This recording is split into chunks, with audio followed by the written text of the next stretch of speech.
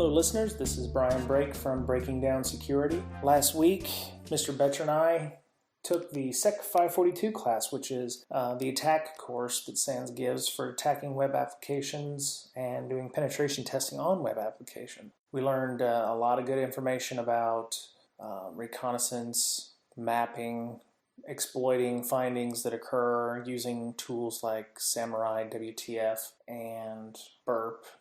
But in the meantime, we're gonna talk about that in the coming weeks because it was a very, I would say, almost influential course, if you will.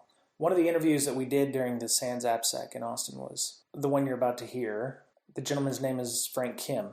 He's the instructor for SANS, at least for AppSec, in the secure coding for Java. So he takes developers and he teaches them how to use proper methodologies in an effort to code Java applications, web applications, what have you, in a more secure manner, which is very important if your shop uses Java. That code is written as secure as possible because then people who took the SEC 542 class for web pen testing is supposed to be able to not knock that down as easily. So Mr. Betcher and I are very tired from the week. It was a long week. We have other interviews upcoming, one of which with Kevin Johnson, runs Secure Ideas, a pen test consulting firm. He was gracious enough to give us an interview. But this week you're going to hear from Frank Kim, great guy, very approachable, very knowledgeable. If you have a chance to take a SANS course and you're a Java developer or you're just looking for a way to expand your skill sets in learning Java, that would be a course to take from Frank. So, and SANS is not a sponsor of the Breaking Down Security podcast. Be nice if they would be, but so without further ado, Mr. Frank Kim.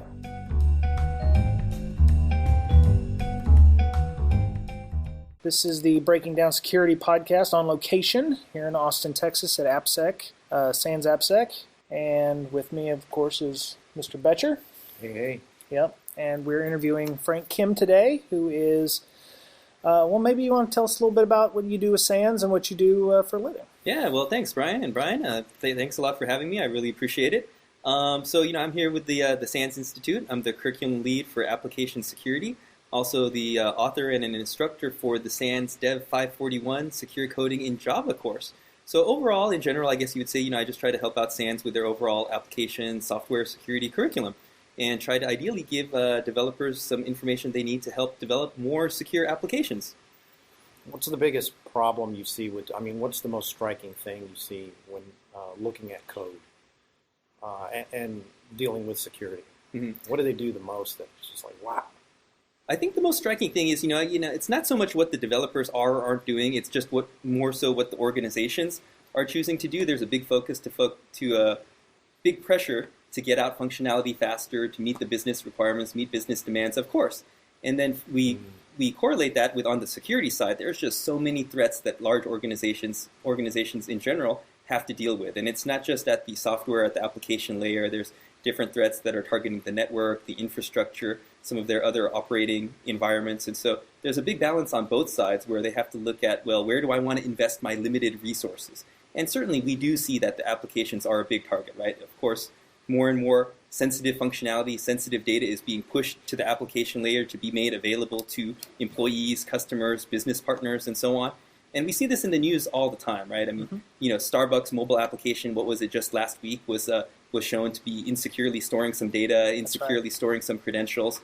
Bell of Canada, just 2 days ago, I think it was announced that they had a critical SQL injection vulnerability, leaking a bunch of information. Wow. So this stuff at the application layer is happening all the time on a consistent basis. And, a lot of it is the same root causes of, improperly handling the data, improperly coding the applications to begin with. So I think that there's a huge need to get, more awareness, more training, more education about these issues, not just at the developer level, because being a developer by background and by trade, I understand the pressures. In class, we talk about all these different security issues, and if I look back across my career at all the apps I've developed, I was telling people in class that I've probably created apps with all of these same security issues, but it wasn't intentionally.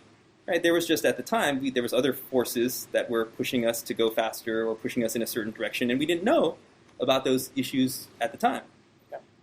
Do you think it's the way we train developers? Like when people go to college, they learn how to code, and then it's like after they've learned how to do everything maybe incorrectly. Just to make it work. Yeah, just to make it work. They want to get it to compile.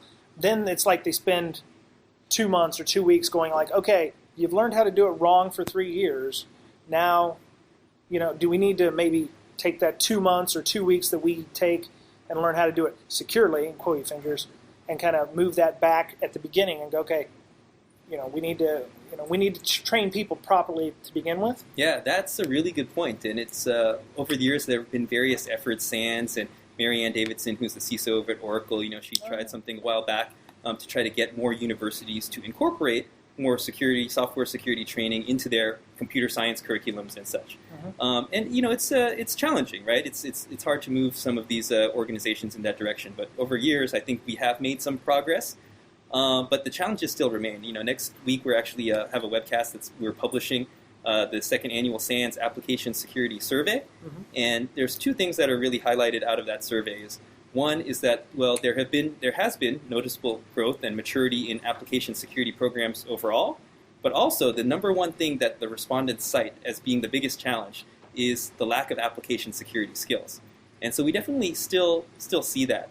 And whether that is trying to push it into the university education, we are still seeing that people are coming into the workforce without the same software security knowledge. Now, how that's handled by these organizations and how that's handled by universities and so on, that's the big challenge. One of the things that SANS is doing is, apart from the software security curriculum, they've got something called Cyber Aces to try to get younger folks more engaged in security in terms of, hey, what are the threats, the vulnerabilities, the hacks that are out there, and get them educated on cybersecurity in general. Are those students? Cyber Aces, is it targeted to students? Yeah, a lot of them are younger students, exactly. So the level's like what, grade school, middle school? No, not college? grade school. Yeah, older than college? that. Yeah. Okay, high school and college. Okay. So is that just a new initiative that's coming out? Is that like similar to Cyber Patriot, where we're teaching STEM level courses in information security, or is that? Yeah, it's not courses themselves, but there are various events, and I forget the rough timing. It has been around for a little while. Yeah. All right. So, what can companies do, say, that with a limited budget, to get the most bang for their buck when we're talking about development, security, and development? We're talking user awareness, security training, tools. I mean, is it all or some, or change the project plan in some ways? I mean, what do you recommend? Yeah, exactly. That's a good first step. Obviously, the right answer is a little bit of everything, but you've got to start somewhere. And a lot of times I've worked with teams where they kind of start grassroots level, right? And so the development team sees a need or the management team sees a need.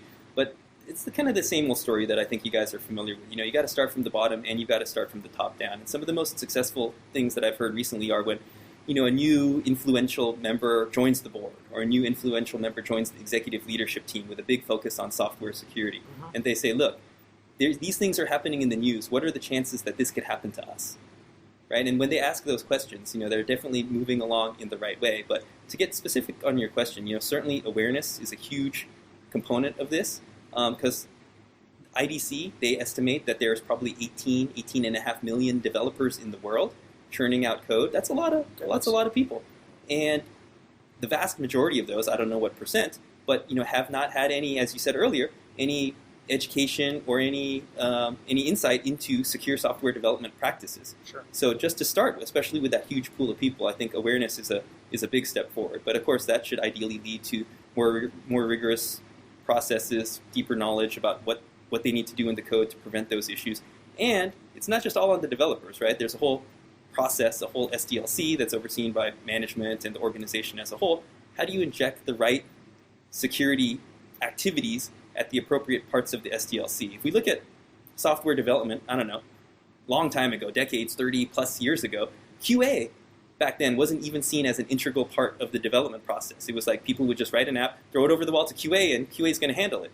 And hopefully we're not exactly at that point in security right now, but that's the rough parallel. Isn't that called DevOps these days? Oh yeah, DevOps. Yeah, that's exactly trying to bridge. Well, that was QA and development. Now this is development and operations and infrastructure. That's right. Yeah. Yeah.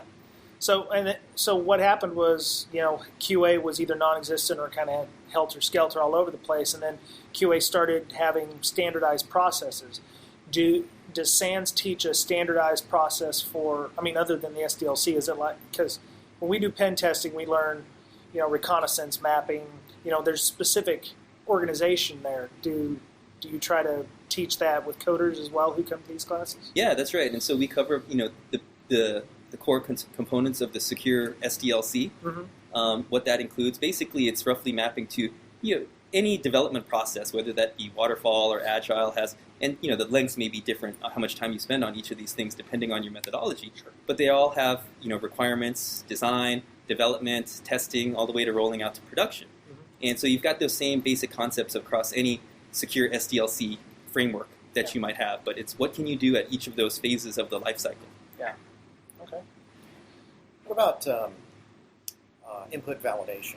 Is that a pretty big aspect of secure development?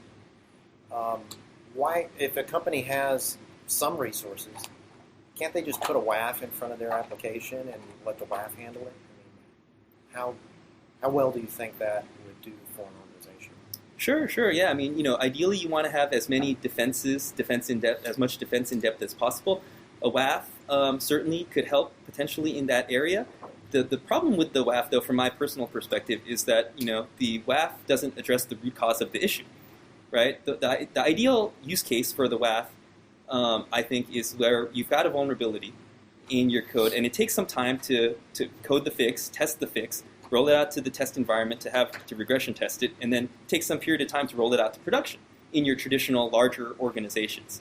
Now, as you mentioned, with these DevOps organizations that are deploying to production, dozens, multiple times a day, they might be able to address that. And so in those companies, probably their biggest security asset is how quickly they can roll stuff out to production, right? Not perhaps any other security-specific capability, but just how fast that they can change things.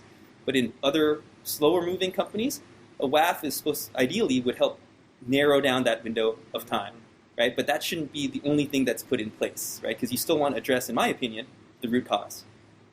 Yeah, I think in a lot of people's opinion you would. Yeah.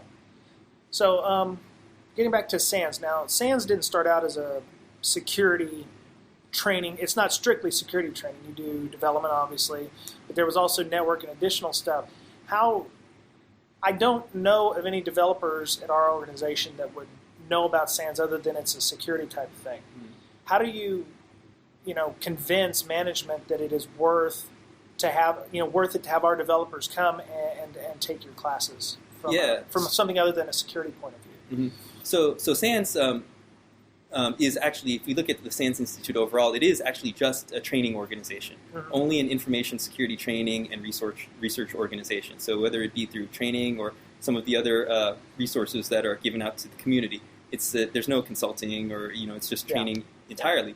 And for software security in particular, one of the things that we wanted to do is a couple years ago we looked at it and said, that there's this whole pool of developers, development teams, people involved in the development process, 18.5 million developers, and they don't necessarily know about security. So instead of us spending our time, my time actually, going out and speaking at other security conferences where we're preaching to the choir, if you will, they already know about the importance and need for application and software security. A couple years ago we decided to, instead of going to those security conferences, let's go to developer conferences instead and talk to them about the various issues and what can be done in terms of the code and the development process to improve security.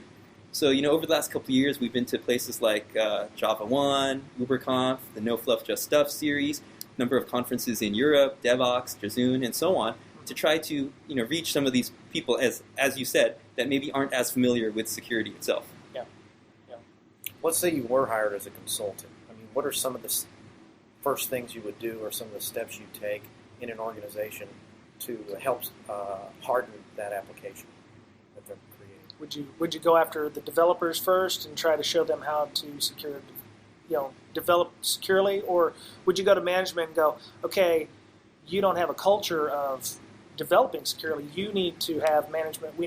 Management buy-in is required to have that happen. Would you start on that end, or would you start on the developer end first? Yeah, so starting up an AppSec program is a lot of work, obviously. And so if I was coming in ground zero without any knowledge, of course, I'd want to do a basic assessment, talk to a number of folks, and see kind of where they're currently at in terms of security, right? And really kind of, in each organization, the culture is a little bit different. I think that the important thing here, all those things you guys said are important to do, and they would have to be in the roadmap at some point. But the main thing that I would want to start with is kind of getting to know the people, getting to know the culture. What is the culture of this development environment? How do they work? And map what the security improvements to best fit with that culture itself. Okay. Like, for example? For example, some organizations are very command and control, right? Other organizations, like universities, are very distributed and have federated levels of control. So you kind of have to, and some organizations might be more agile, some might be more waterfall. So you have to take different approaches to try to make security be successful. If you try to take a command and control approach of, this is the AppSec program, this is what you have to do, period, in a federated, collaborative type of environment, it's not going to work. Yeah. Right. Okay. If developers want to learn more about how they could code securely, I mean, what are some of the steps they could take, or where can they get more information about, because a lot of developers just don't have that in mind. Mm-hmm. As long as they code to the specs, they're good. Mm-hmm. Right. No, yeah, absolutely. And so, I don't want to make this just about a SANS thing. So, OWASP, the Open Web Application Security Project, has a lot of great resources on their website. We've got some free resources as well in terms of a poster, various awareness modules, some free resources on our site that developers can start with. So, there's a number of things that are available online to kind of get your feet wet. All right. So, do you ever have, is it ever a hostile crowd when you teach these classes? Do you ever have a guy like, oh, I came because management forced me to come, my code's good enough? Do you ever have anything like that where where you have hesitation or people who are hesitant to change? It's not so much having taught hundreds and hundreds of students over the years, I don't really encounter that type of resistance to people in class. It's more so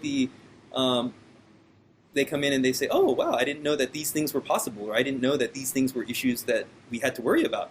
Sure. So it's more kind of around that, not so much a resistance to it per se. So it's very eye-opening. At the end, you'll have like, whoa, I've been doing it wrong for years, or I need to take this back and empower the other folks. Yeah. I would like to think so. Okay. Anything else? I don't know. Anything you want to add? Yeah. No, I really appreciate you guys having me. This is great to have the opportunity to talk a little bit more about software security, which obviously I think is extremely important. So, thank you guys. Thank you guys for having me. All right, thanks. Yep, thank you. That was Frank Kim of SANS AppSec. If you are looking for developing, if you're a developer and looking for training, SANS will definitely give you a hookup. All right. Thanks, guys. Yeah, thank you.